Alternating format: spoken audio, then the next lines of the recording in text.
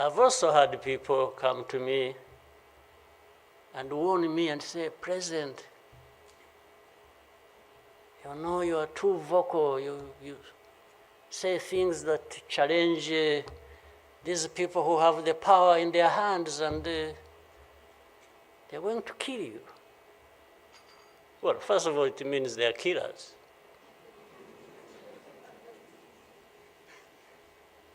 But my answer to them is, you know what? If I were to be there to just accept these things to happen, I don't think I would count myself as living anyway. It's like I would already be dead. To live a life of lies, of pretense,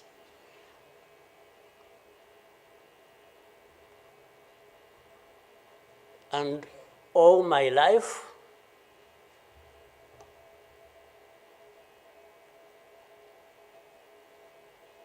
to somebody else,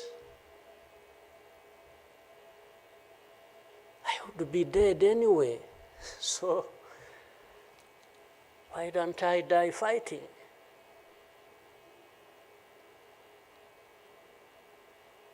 So you Rwandans, why don't you die fighting? Instead of dying anyway, just dying like flies.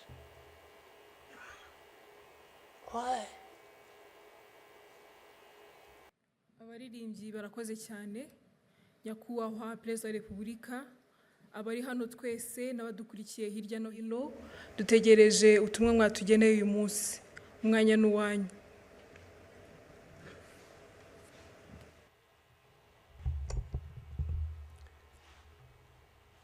Mwiriwe neza mwese.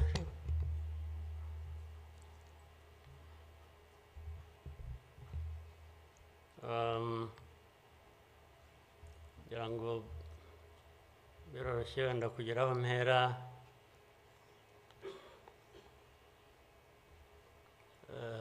Ndahera ku mateka Bizimana yatubwiye.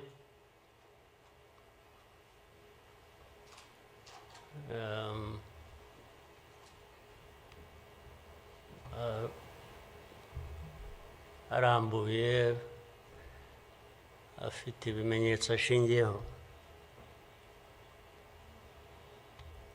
Ariko ndagira ngo mbanze nshimire mwese abari hano, mwaje kwifatanya n'igihugu n'Abanyarwanda, cyane cyane mwebwe abaturuka hanze mu bindi bihugu cyangwa abihagarariye hano mu gihugu cyacu.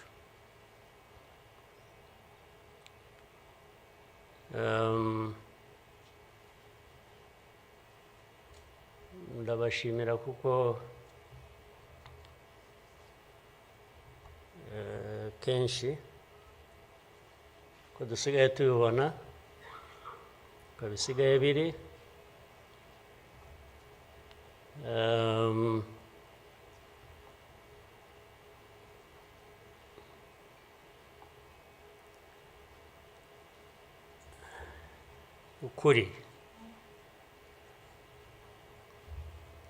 ukuri ntabwo kukigenderwaho.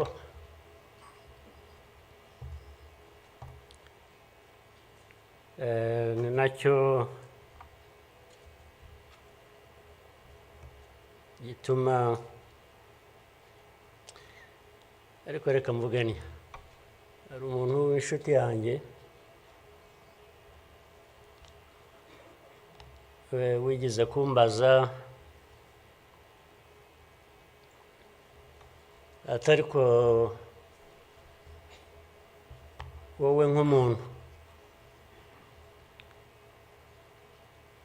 ubaho ute ugahuza bimwe ndaza kubivuga mu rurimi rw'amahanga. Arambaza tubaho ute ugahuza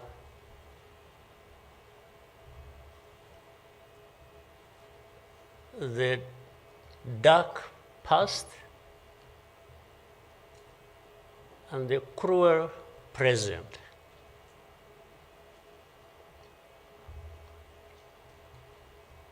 But how do you manage that?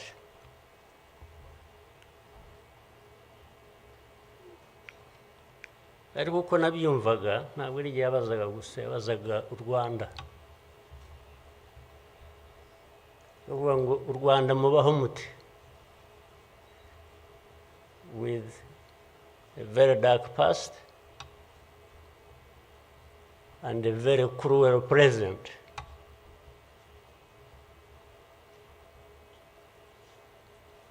Icyo namushubije nuko from the beginning we were under any illusion that the two were siblings and we had to deal with them as such. You have to deal with the cruel present, knowing that it is very, very much related to the dark past. They are inseparable. So for us, we have a choice to make.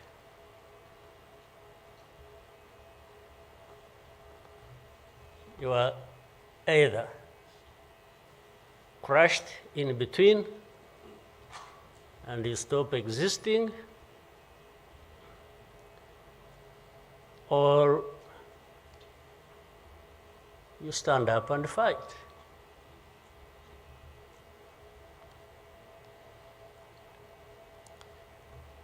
When people are saying in the testimony that you know, the hope they have, and that what happened here 30-something years ago will never happen again.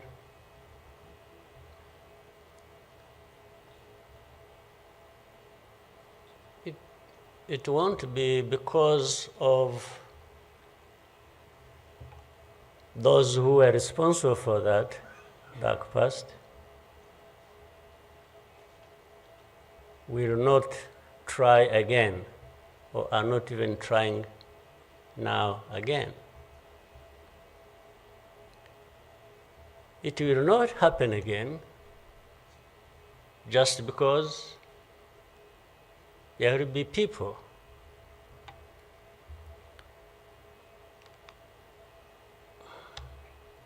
who will stand up and fight.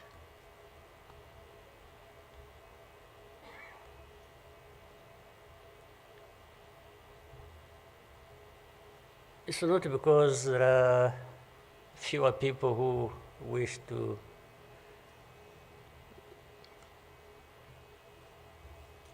perish, or who would have wished us all to disappear, this country to disappear.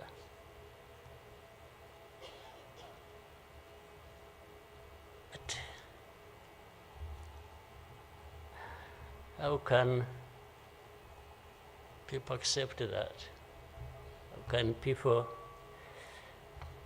not stand up and fight? Because anyway, well, there is a risk you may die when you stand up to fight.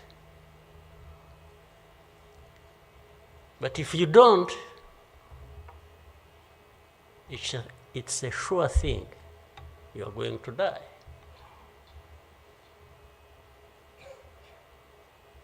So why don't I try the former Why don't I try to stand up and fight with the chance that you might survive and live on your life as you want it, instead of giving up and you let people treat you as if for you to live, it's a favor that they are going to do for you. Why?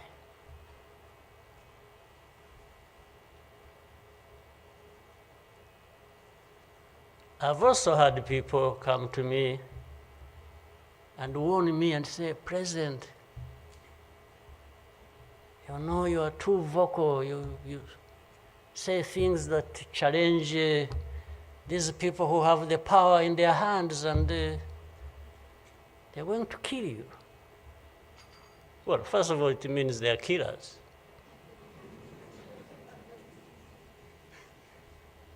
But my answer to them is, you know what? If I were to be there to just accept these things to happen,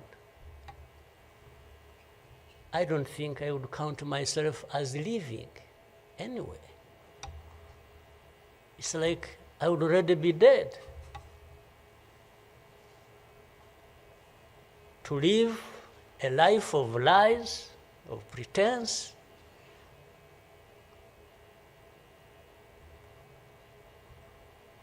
and all my life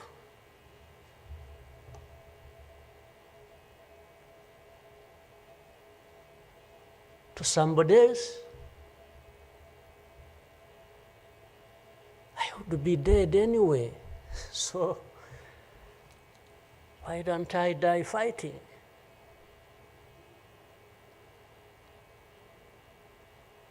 So you Rwandans, why don't you die fighting? Instead of dying anyway, just dying like flies. Why? But my message goes to other Africans who live like this on a daily basis, who are dehumanized. And they accept it and they beg. I can't beg to live. I can't beg anybody.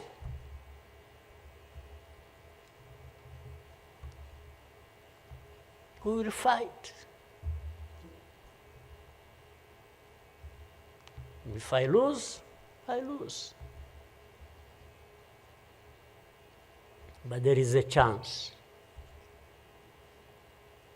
There is a chance, a significant chance, that if you stand up and fight, you will live.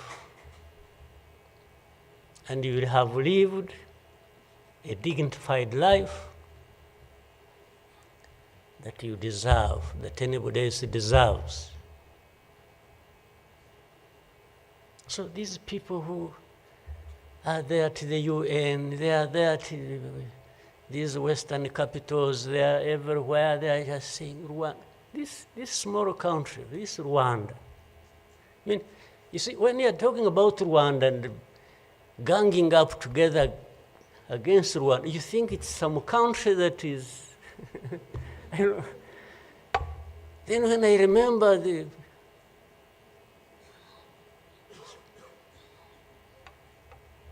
facts about it, I just imagine the world has gone amok.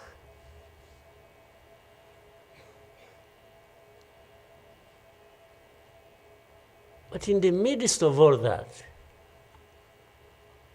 we have to live. We have to live our lives, we have to fight for that, we have to live the way we want. And I tell anybody to his face to go to hell.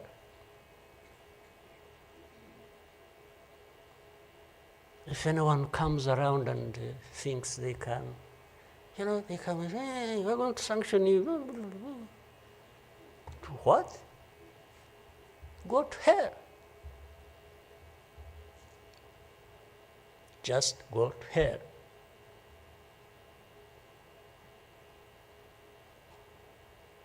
You have your own issues to deal with. Go and deal with your own issues. Leave me to mine. This is the spirit I think Rwandans must have in their daily lives. So my worry is not about how powerful these people are that come down upon us and throw anything at us. I'm never worried about that. I worry about one thing, which has lived on for centuries. It's for Rwandans. It's for Africans who sit back and find nothing wrong with accepting to be treated like that. That's my only worry. When can Rwandans, when can Africans refuse to be mistreated like this? To be told they have no value, to be told that their lives have to be lived as a result of a favor they are being done by somebody else. What a shame for people to accept that even for a moment. You must not accept it. You must get up and fight for yourself.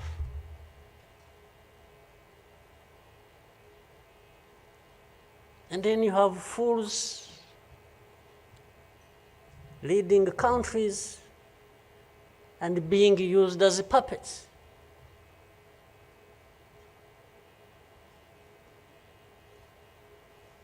And they are stealing from their own resources, which they should be putting to the good use of their own people and develop them. They just put everything to their own use, find billionaires in a sea of poverty, millions of people going hungry, and their leaders, billionaires, money that has been stolen from the resources of these people. And these are the ones received in Western capitals and praised. And when, Rwanda is being crucified, literally at the UN, everywhere, these are the ones who show up and everybody is doing their bidding.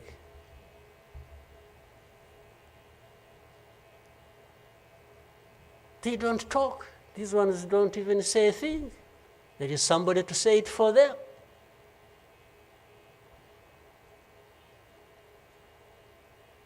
You don't say a thing. Even in meetings where solutions are being thought about and crafted and so on, they are absent because somebody else is there. They will address their when their name comes up, they say, no, no, no. You see, I see it on a daily basis. Somebody has agents, orders them, pays them to go everywhere preaching hate speech, killing people in broad daylight, setting fire on these people, burning in broad daylight. And when it comes up for discussion, they say, no, no, no, no, it's not this one. No, no, no, no. You see some other people, we look for them. But the person keeps coming up. He says, no, no, no, I will take the war to Kigali. I'll remove the government, these Tutsis. We are tired of them, like they were tired of them 31 years ago. Here. And it's okay. These wonderful people, these powerful people who tell us what to do and what not to do, they are okay with that. They are fine with that.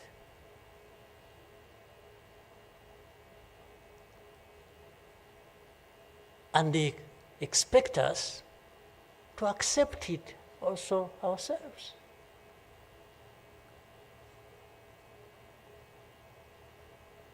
In broad daylight.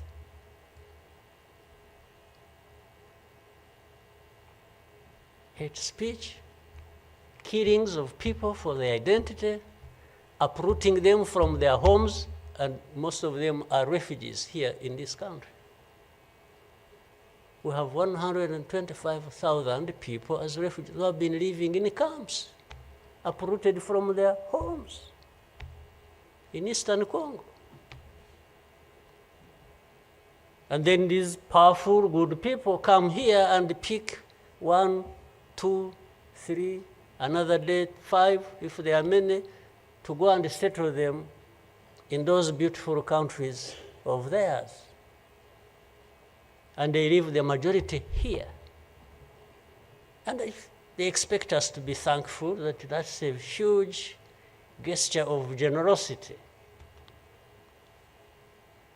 First of all, they take them knowing that these are actually refugees from a neighboring country. They don't take them as Rwandans. You take them as refugees from Congo. Only that they are taking very few. They are not, I wish they could take all of them. Those who wish to go and resettle them. So the rest becomes my problem. So what they have to do is cleanse Eastern Congo of all these people, bring them to Rwanda, take to your countries those you want, few, very few, not even 0.1%, and the rest should remain Rwanda's problem. Because after all, these ones are Tutsis like Kagame. That's a simple conclusion. But ask yourselves, how did these people end up being across the border of Rwanda? Was it really done by Kagame? Was it done by Rwanda? No, for us, we are here lucky that we are alive, that we survived.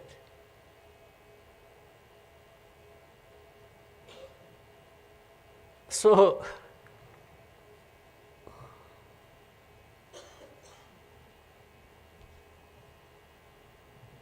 but as I say this,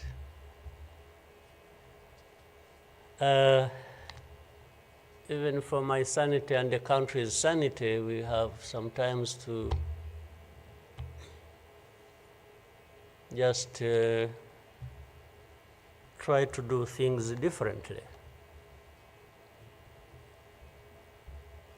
Meaning, if you want to be helpful, if you want us to be partners,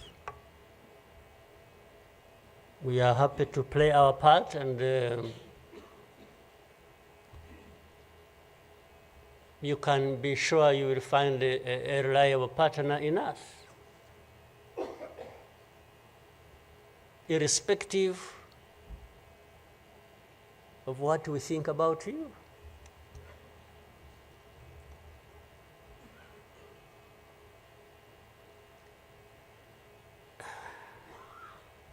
You know, this whole thing you see every day, you know, you have heard of groups, what is it? Group of experts. You have heard of that thing? These are people who go around, experts who are supposed to know better our situation than ourselves. Can you imagine? And the ones who lead those groups are the very people connected with this history I'm talking about, or that Bizimana was talking about. Can you imagine the cynicism?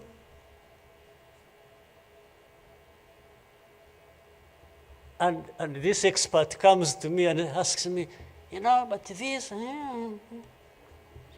So the whole thing about genocide, this ideology that has killed millions of people, has been turned into a problem of minerals.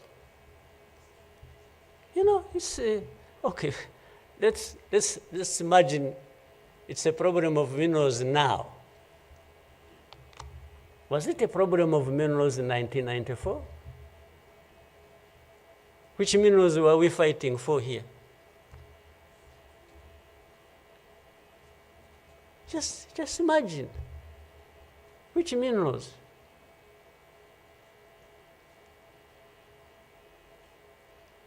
Second, if it were to be minerals, how many are actually fighting for these minerals in those places? Assuming you found evidence about Rwanda being implicated in what's happening in Congo for minerals in Eastern Congo. Are you really saying it is just Rwanda? Why don't you be brave enough to say Rwanda is invading our territory we have created for ourselves and is encroaching on the minerals we are also encroaching on in Eastern Congo? Why don't you be brave enough to admit that? At least to say that.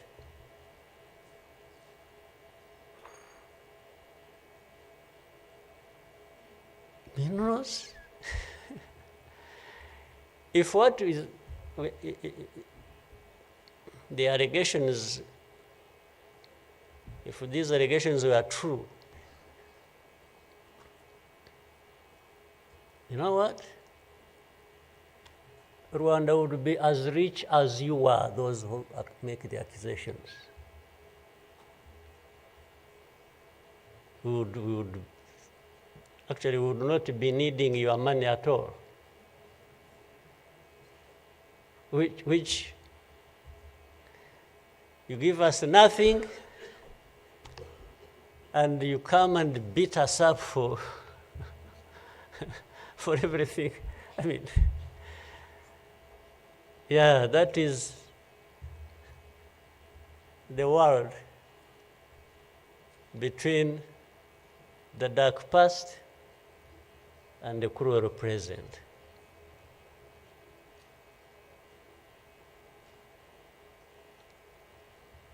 But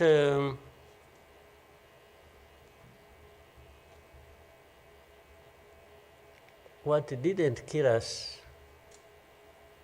and finish us that 1 year ago has hardened us, has prepared us for the bad things that will always come anytime these people want and wish. Honestly, I want to assure you, we will not die not fighting like last time. And fighting does not involve invading anybody's territory, does not involve going after something that is not ours. Fighting, I mean, is if you find us here and want to treat us the way you want that you have seen in the past, I just want to assure you, you will not succeed.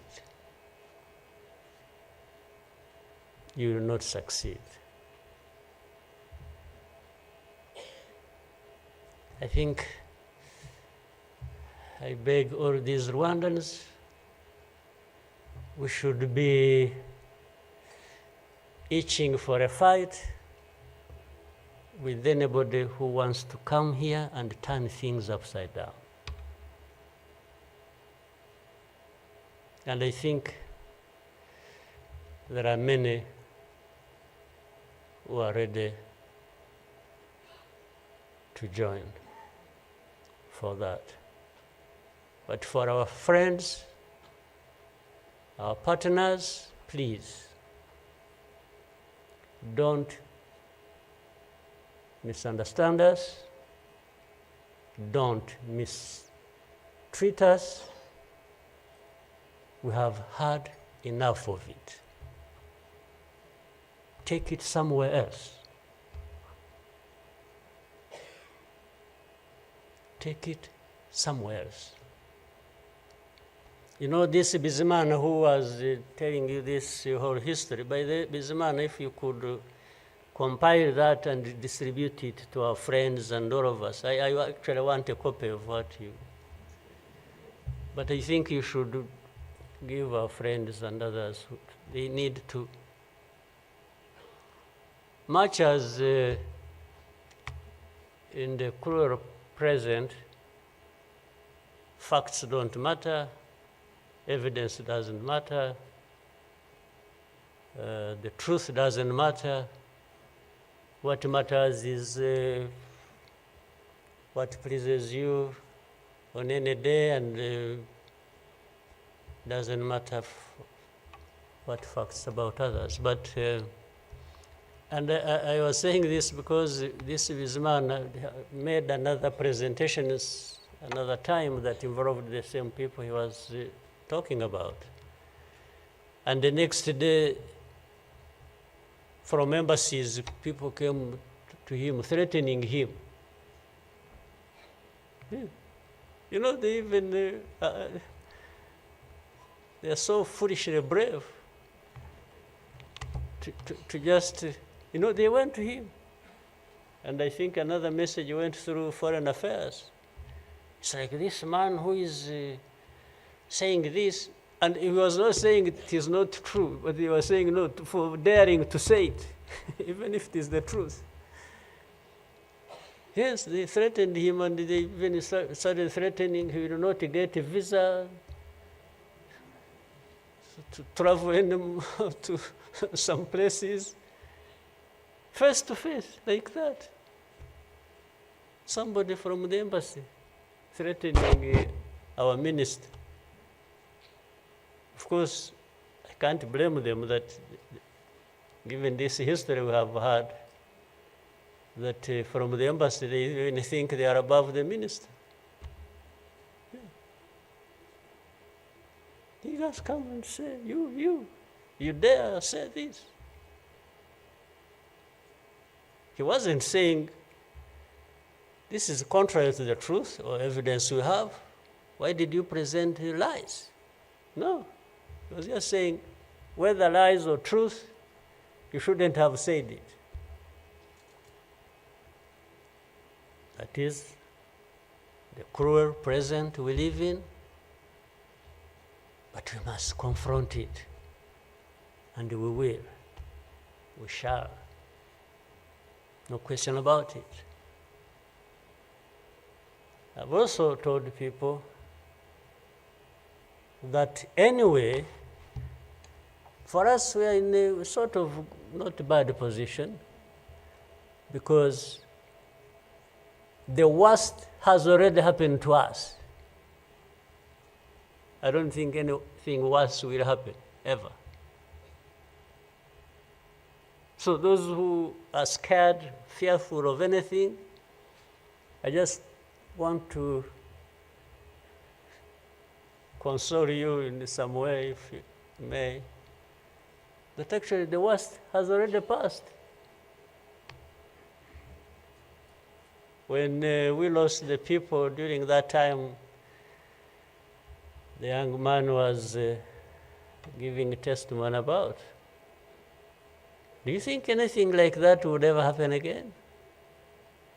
I don't think so. So why would we be scared of anything? The worst.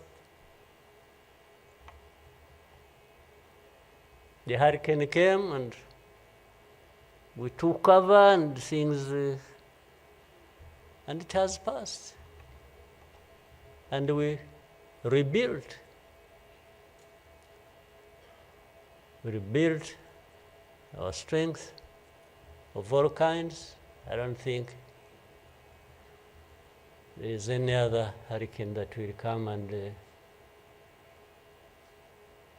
sweep across the country, destroying everything. I don't think so. So, and this day always reminds us of some of the things that I ignored and the facts that remember the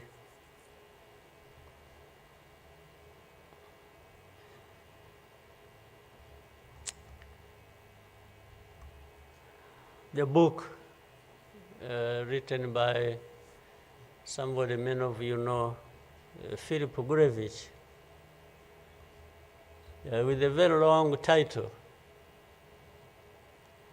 And this is a man who, well, at least I would have wished if they could think of such a man and put him in the group of experts, maybe they would benefit from, but you bring somebody just because she comes from a country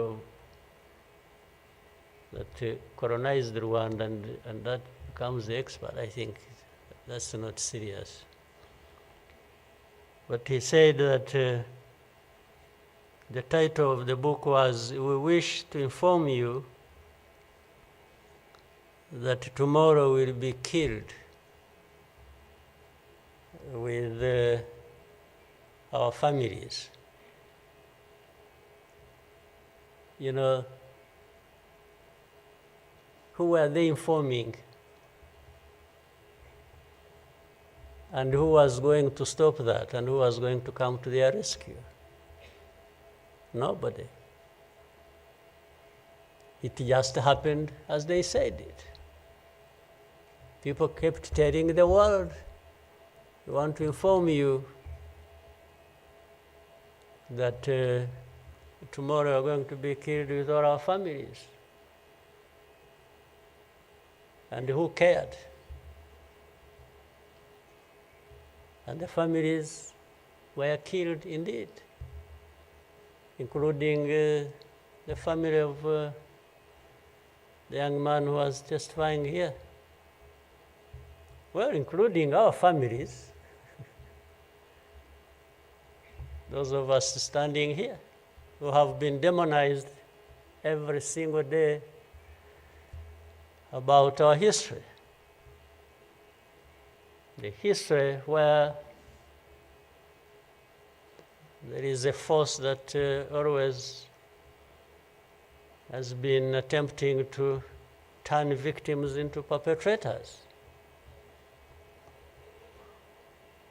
So these people who give testimonies and say what happened to them, they are actually now perpetrators. They are no longer victims. So the cynicism I was talking about of what happens in this world is that these very people who barely survived and who lost everything else and their families are now the victims, the perpetrators, no longer victims. That's what the world wants to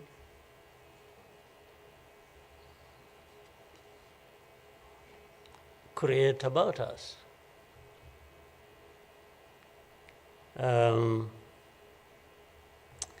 I think I should, even for, again, the sake of our sanity, maybe we'll always, during the war times,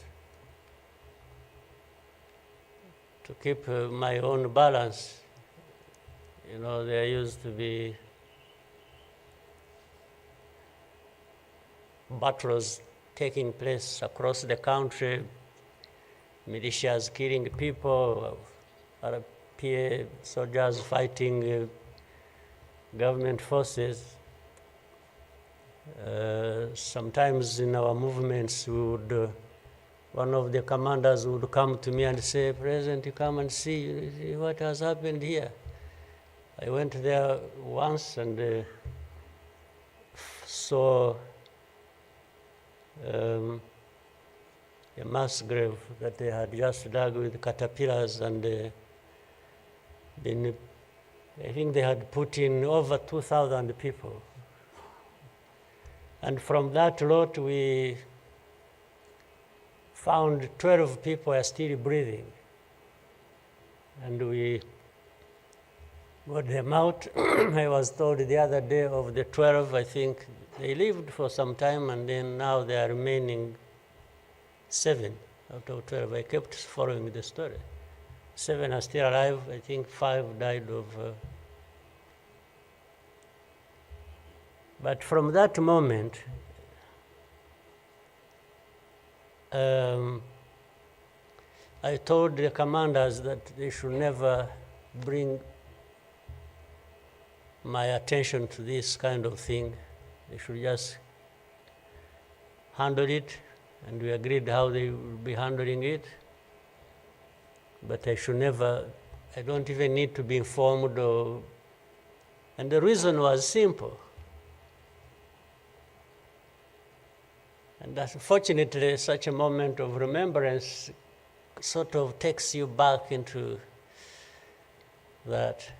But the reason was I didn't want my judgment and my conduct of the war and the leadership I was supposed to be providing to be impaired in any way by the anger, by what you saw. So that's why I wanted to keep my own balance so that we go through so many things. But otherwise, if I kept seeing this, putting the people out of a mass grave, and then your mind goes to say, but who is this doing? Whoever is doing this, why is he doing it? He may end up. So anyway, let me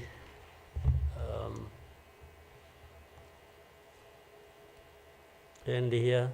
There will always be another day, another year to commemorate our lost people. But for Rwandans, I beg you,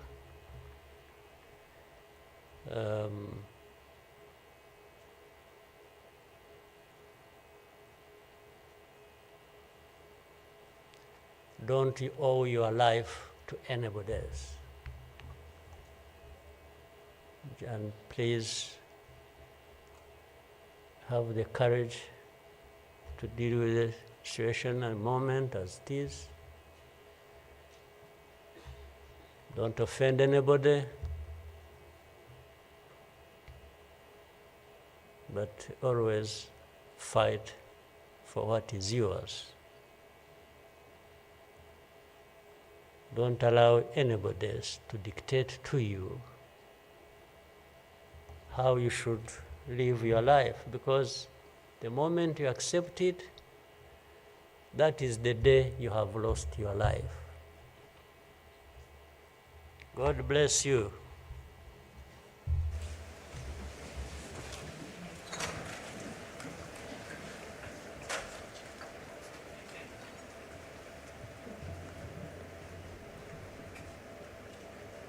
Murakoze nyakubahwa Perezida wa Repubulika kubwo ubutumwa mutugejejeho. Abanyarwanda tuzabaho kandi tuzabaho uko twifuza. Nyakubahwa Perezida wa Repubulika na Madamu, banyacyubahiro, Banyarwanda namwe inshuti z'u Rwanda, nongeye kubashimira ko mwabanye natwe muri uyu muhango wo gutangiza icyumweru cy'icyunamo n'iminsi 100 y'ibikorwa byo kwibuka. Ndagira ngo mbibutse ko kandi kuri uyu mugoroba hari ibikorwa byo kwibuka. Urugendo rwo kwibuka Walk to Remember rurahera ku karere ka Gasabo rusoreza kuri BK Arena ahaza kubera umugoroba wo kwibuka. Gahunda yari duteranirije hano igeze ku musozo. Munyemerere duhaguruke duherekeze umukuru w'igihugu.